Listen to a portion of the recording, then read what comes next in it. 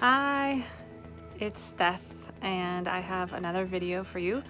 And today it's all about winter idioms and slang and expressions that you can use during the winter or just to talk about topics, but for some reason we use words that are related to winter and cold. For example, it's chilly outside, or let's cozy up and watch a movie or have some hot cocoa. Another one is there's a blanket of snow outside and it looks so beautiful. Or that's just the tip of the iceberg.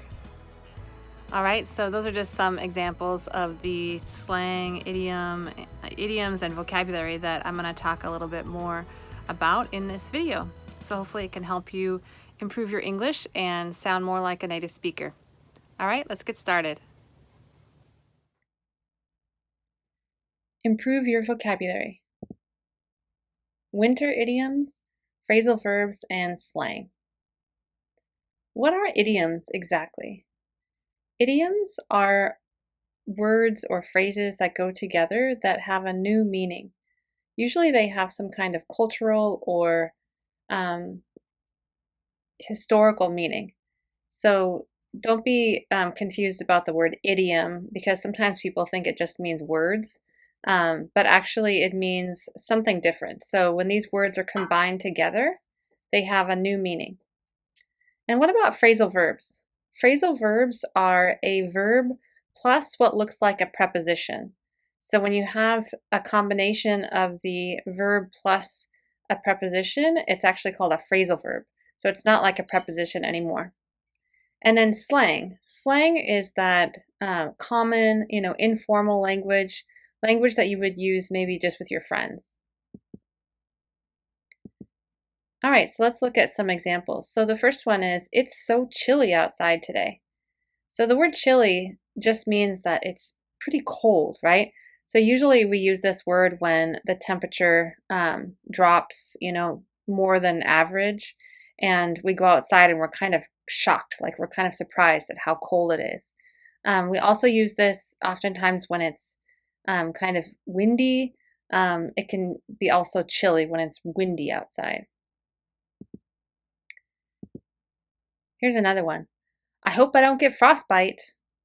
So frostbite is actually not an idiom or slang, but it's actually a word that is used to describe when your skin gets too cold.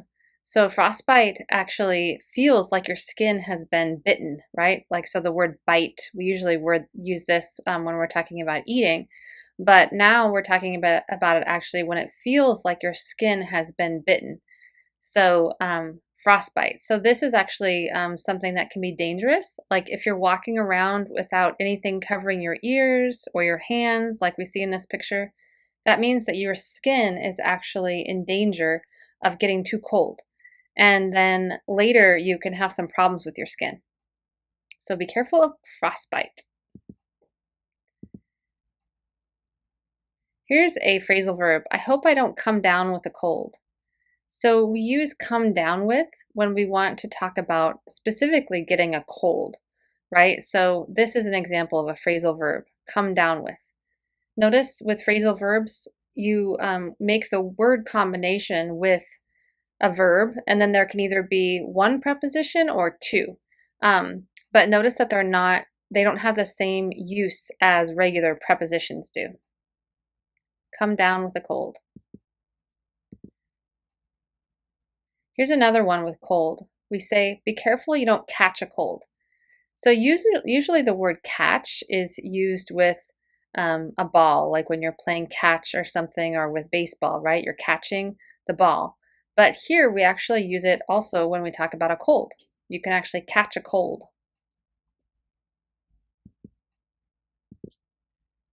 And this one is to describe what happens when we see that first snow, or when it snows a lot and it covers everything like a blanket of snow, right? So it looks like a blanket of snow is covering the earth. And this is so beautiful, I think, because it really makes everything look white And it's kind of surprising when you wake up in the morning and you see how bright everything looks, and it's just so magical. It really makes you want to enjoy the winter, makes you want to take a walk outside.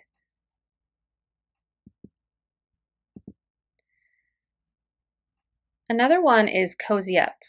It's nice to cozy up and drink hot cocoa when it's cold. So we use the word like comfortable, but here it's cozy, right? So this is a good phrasal verb to know when we're talking about getting comfortable, making yourself warm by drinking something warm, or snuggling with your kitty, like in this picture, or getting a blanket on the couch, something like that. We use cozy up. Notice the pronunciation of phrasal verbs. The two words run together like they sound like they're one word. Practice your pronunciation with that. Cozy up. Here's another one that doesn't have anything to do with winter, but it's interesting how we use this phrasal verb to talk about work. I wish I could go out to dinner, but I'm snowed under with work. So can you guess what this means? It means that you have too much work, right? When you're snowed under with work, it means that you've got too much work and you can't do anything for fun. Snowed under. Here's a idiom that we use. This is an idiom that we use to talk about when something bad might happen.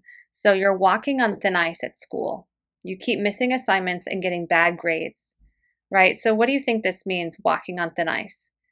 So you can imagine, right, if you're walking on thin ice, how dangerous that is. I mean, you could fall through the ice if you're walking on like a lake or something, and the water is frozen, right? And if you're walking on it, then you could fall into the lake and it would be very dangerous.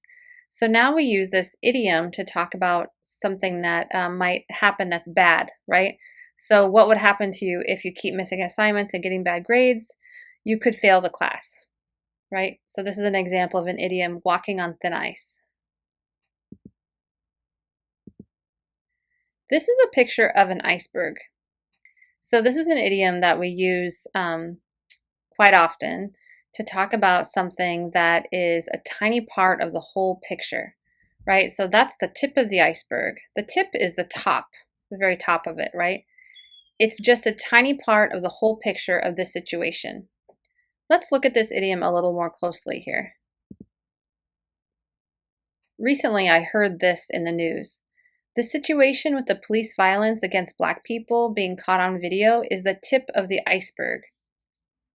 So the situation with police violence, right, against Black people being caught on video is the tip of the iceberg.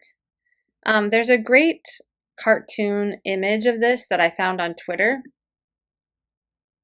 So this is from Michael Datter. He actually made this about Canada, which I think is pretty interesting. It's about racism in Canada from the Chronicle Herald. So you can see here what this idiom really means in this cartoon, right? So racism caught on a cell phone is the tip of the iceberg. And look at how big the rest of racism is in society. So underneath that iceberg, we can't see what's under there, right? It's hidden. But it's a much larger situation than what we can actually see on a cell phone. So this is a good idiom to use when you're talking about something that is much bigger than it actually seems. And these are some of the sources that I used in this video. So I talked about Twitter, that cartoon ad, and then also my pictures came from Unsplash. So it's a great website to find free and open to the public images. All right, so that's all for now, and I hope you guys can like my video and share it with your friends if you have any friends that want to improve your English. Anything you can do to help me out would be great. I really appreciate you watching my videos and commenting. If you have any questions or comments about anything in the video, just let me know. All right, see you later.